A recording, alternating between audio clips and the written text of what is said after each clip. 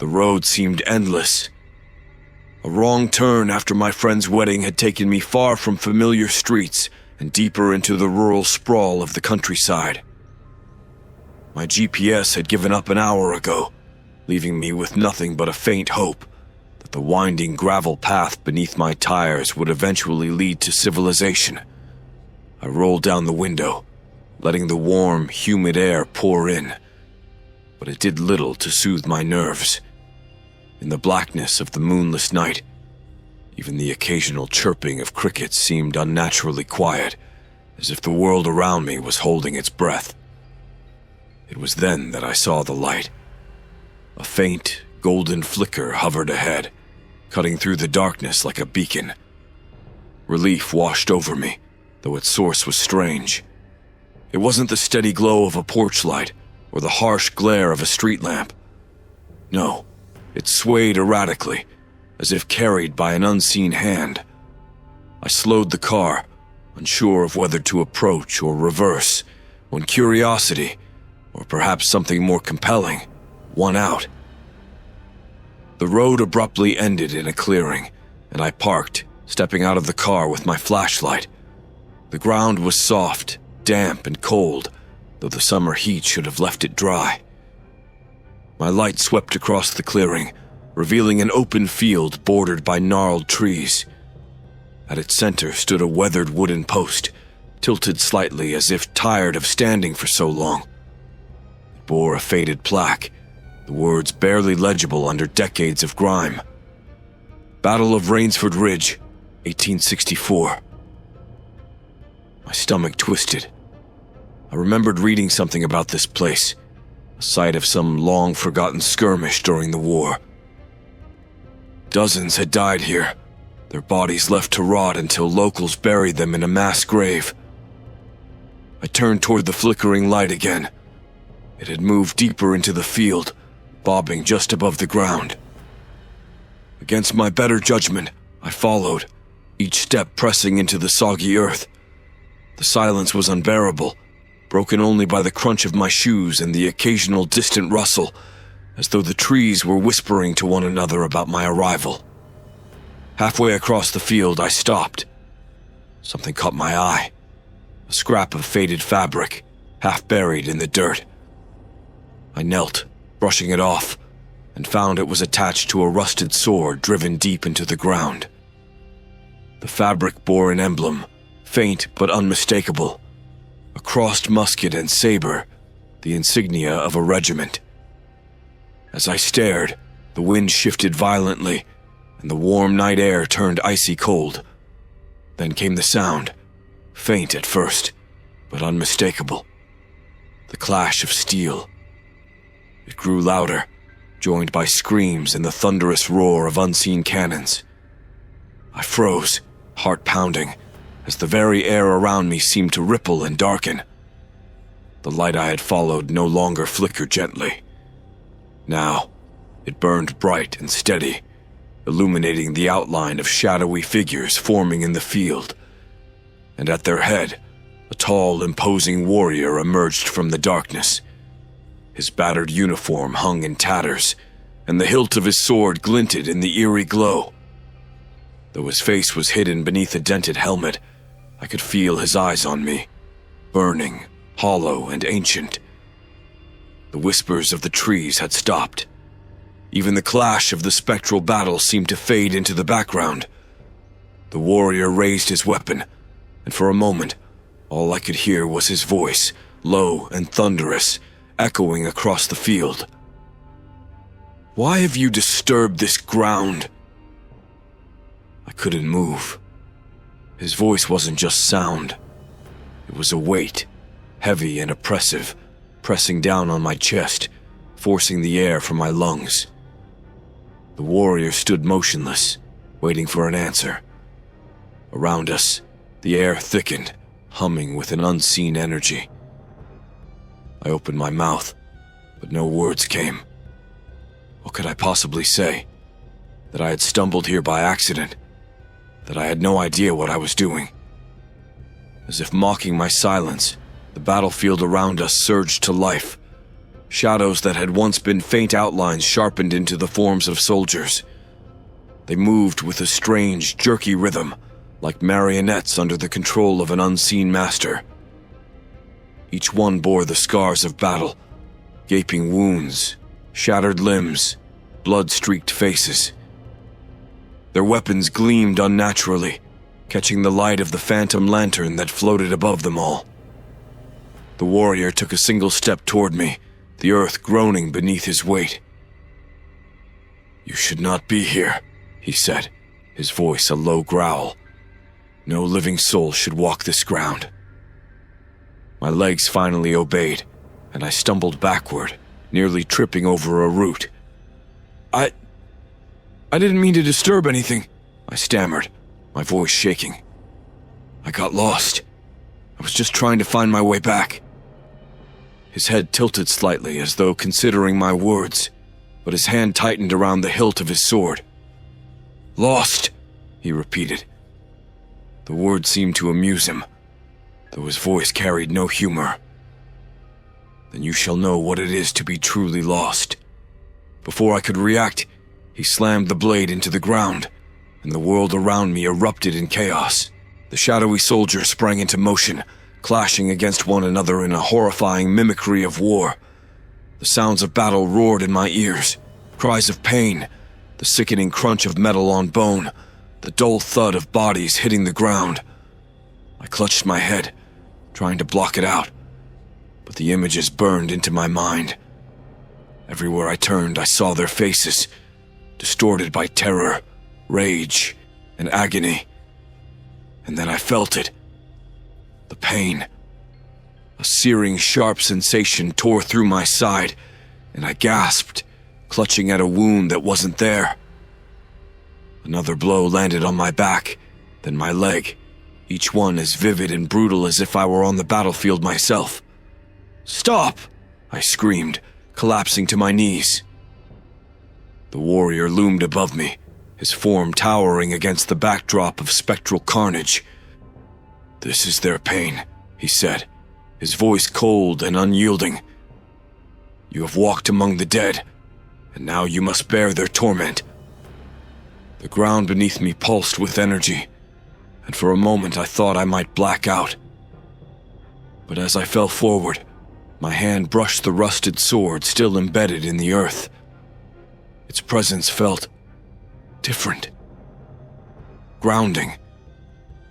My fingers closed around the hilt, and the battlefield faltered, the shadows flickering like a dying flame. I looked up at the warrior, meeting his hollow gaze. "What is this place?" I demanded, my voice steadier than I felt.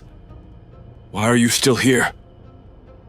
He hesitated, and for the first time I saw something beyond rage in his stance, a flicker of sorrow.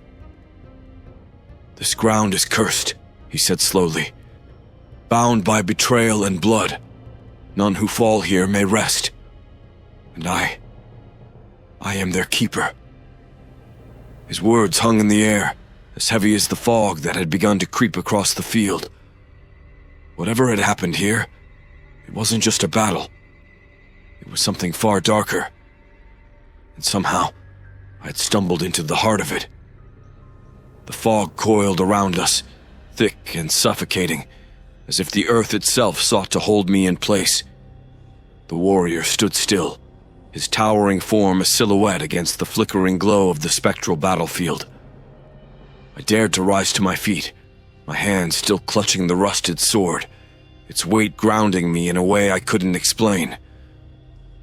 "You're bound here," I said, my voice trembling but louder now. "Why? What keeps you tied to this place?" His helmet tilted slightly as though studying me. Behind him, the phantom soldiers fought on, their movements wild and chaotic, but his voice cut through the cacophony like a blade. "Betrayal," he said, the word carrying a gravity that seemed to echo from the depths of the earth. "I led them here, promised them glory, victory, but it was a lie." His voice faltered, the icy anger softening into something deeper. I bartered their lives for my own safety. When the enemy surrounded us, I struck a deal.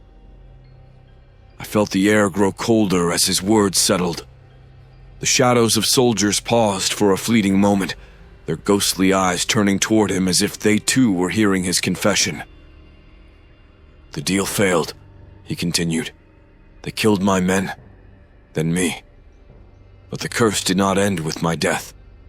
The spirits of the betrayed cannot rest, and so I remain to guard them, bound to this cursed soil for eternity. The sword in my hand pulsed faintly, as if alive, the etched name on its blade catching my eye. Edmund Vance. I looked up at the warrior, and though his face was hidden, I knew the name was his. There has to be a way to end this, I said. My voice surprised me with its steadiness.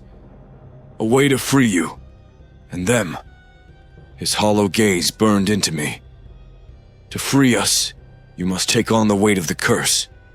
To bear the truth, but none before you have succeeded. He gestured toward the shadows where I could now see fragments of human figures scattered amongst the soldiers, others who had stumbled into this place and failed whatever test he spoke of. Their faces were twisted in agony, their bodies frozen in ghostly remnants, half consumed by the fog. I shuddered but stepped closer, the sword heavy in my hand. Tell me how. Tell me what I have to do. For the first time, the warrior hesitated. His grip on his own weapon faltered, and I thought I saw a flicker of regret in the hollow pits where his eyes should have been. You must endure their suffering, feel their pain, their betrayal as I have for centuries. And then you must judge me, he said, his voice lowering to a rasp. Forgive me or condemn me. Only then will this ground be cleansed.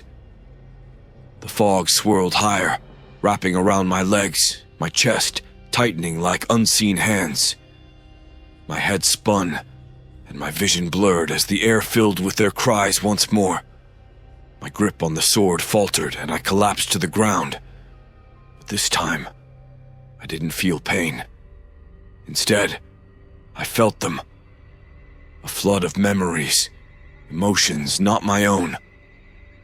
The soldier begging for his life before a bayonet pierced his chest.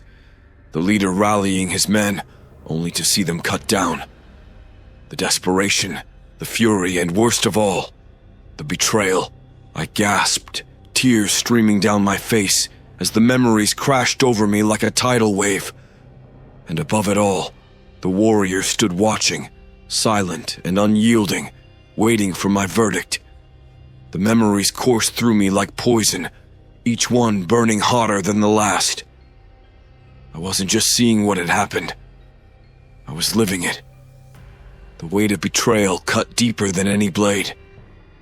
I felt their anguish, their confusion as they realized their leader had abandoned them, their desperate cries echoing as the enemy closed in. One soldier's face lingered in my mind, his expression raw with disbelief as he called out to someone I now understood was the warrior standing before me. Captain Vance, you said we'd be safe. You promised. The betrayal was a knife that twisted deeper with every heartbeat. The air around me grew colder still, the phantom battle rising to a crescendo. The soldiers' cries grew louder, their ghostly forms turning toward me now, their lifeless eyes boring into my soul as if demanding justice. I staggered to my feet, gripping the sword as if it were the only anchor in this nightmare. The warrior, Captain Vance, watched in silence, his towering form framed by the chaos of the spectral battlefield. For the first time, I noticed a faint crack in his armor, running from shoulder to hip like a scar. It's too much, I gasped, my voice barely audible over the din. Their pain, their anger, it's unbearable. It has been mine to bear for centuries, Vance said, his voice a low rumble. And now, you must decide if I am worthy of absolution, or if I will remain here to endure it for eternity. The The fog swirled tighter around us, and the soldiers' forms grew clearer, more defined. Each face stared at me, their eyes filled with anger, sorrow, and something else. A flicker of hope. They weren't just demanding vengeance. They wanted peace. I turned back to Vance, my grip tightening on the sword. His hollow gaze remained fixed on me, but I thought I saw a faint tremor in his stance. For all his towering strength, he was afraid. "I can't undo what you did," I said, my voice steadying. "You betrayed them. You led them to their deaths. But you've paid for it. Haven't you?" The soldiers around us paused, their spectral weapons lowering. The air grew still, expectant. "I felt what they felt," I continued, my voice rising. "And I can see what you've become because of it. This place is a prison, for them and for you. No one deserves this. Not anymore." I raised the sword, its rusty blade catching the ghostly light. For a moment I thought Vance might react, but he simply stood there, his head bowed. "You are forgiven," I said, my voice firm. The words seemed to ripple through the field, the fog swirling faster and faster until it burst outward, dissipating into the night. The battlefield fell silent. One by one, the soldiers began to fade, their forms dissolving into the air, their expressions softening as they vanished. Vance remained, his towering figure no longer as imposing. The glow around him dimmed, and the cracks in his armor spread, revealing the man beneath, a weary, broken soul. He looked at me, and for the first time, I saw his eyes. They were human, filled with gratitude and an infinite sadness. "Thank you," he said, his voice barely a whisper. And then he was gone, his form dissolving into ash that drifted into the wind. The field was empty now, silent save for the soft rustle of leaves in the breeze. The sword in my hand crumbled, leaving only the faint outline of its hilt in the dirt. It was over. Or so I thought. The stillness in the field felt heavy, oppressive, even with the ghosts gone. I stood there, my legs trembling, staring at the spot where Captain Vance had vanished. The air seemed lighter, yet the emptiness was unnerving, like the silence that follows a storm. The sword, now reduced to fragments of rust and dirt, lay at my feet. I couldn't help but feel as though its destruction marked something permanent. A door closed, a curse lifted. But the unease lingered. I glanced around the battlefield, the contours of the land now illuminated by the soft pinks and purples of dawn creeping over the horizon.